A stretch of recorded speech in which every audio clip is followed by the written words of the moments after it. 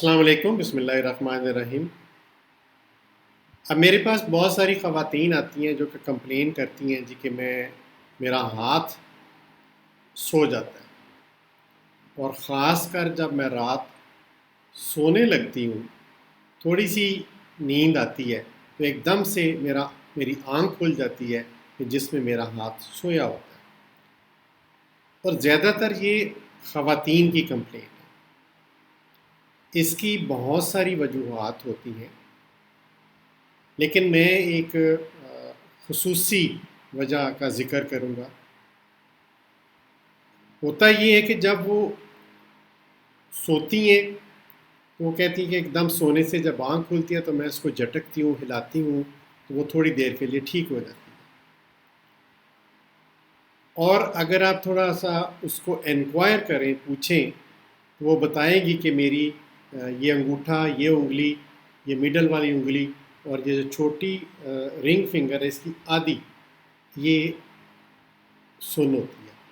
چھوٹی انگلی یا یہ والی سائیڈ سن نہیں ہوتی، یہ والی سائیڈ سن ہوتی ہے۔ اور یہ ایک خاص نرو، بیسیکلی ہاتھ کو سپلائی کرنے کے لیے 3 نرو ہوتی ہیں۔ اس حصے کو سپلائی کرنے والے کو میڈین نرو کہتے ہیں، اور اس حصے کو سپلائی کرنے والے کو النر نرو کہتے ہیں۔ ایک تیسری ہوتی ہے جس کو ریڈیل نرو کہتے ہیں، جو کہ اس بیک کو اور کچھ انگلیوں کو سپلائی کرتی ہے۔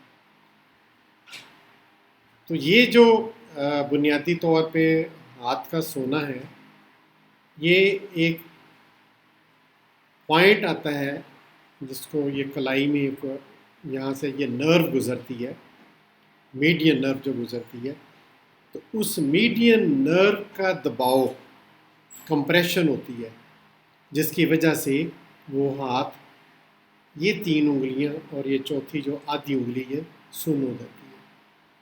دباؤ کہاں پہ ہوتا ہے؟ دباؤ یہ کارپس پہ ہوتا ہے۔ کارپس کے اوپر یہ ایسے بینڈ ہوتا ہے، اور جب نرو اس کے اندر سے گزرتی ہے تو بینڈ اس کو پریس کرتا ہے، جس کی وجہ سے وہ سو جاتی ہے۔ اس لیے اس کو، چونکہ یہ ایک ٹنل سی ہوتی ہے، اس لیے اس کو کارپل ٹنل سنڈروم کہتے ہیں۔ یعنی کارپل اور ٹنل سنڈروم، یعنی اس نرو کے، میڈین نرو کے جو اس کے نیچے سے گزر رہی ہے، اس کے دبنے کو ہم کارپل ٹنل سنڈروم کہتے ہیں۔ اور یاد رکھیے یہ اسی صورت میں ہے کہ جب اس کی یہ والی 3 انگلیاں سن ہو رہی ہیں۔ اس میں چھوٹی انگلی اور یہ والی سائیڈ سن نہیں ہوتی، کیونکہ اس کی سپلائی النر نرو ہے، جو کہ اس کارپس کے نیچے سے نہیں گزرتی، وہ سائیڈ سے آتی ہے۔ تو یہ کارپل ٹنل سنڈروم اس نرو کے دبنے سے ہوتا ہے، اور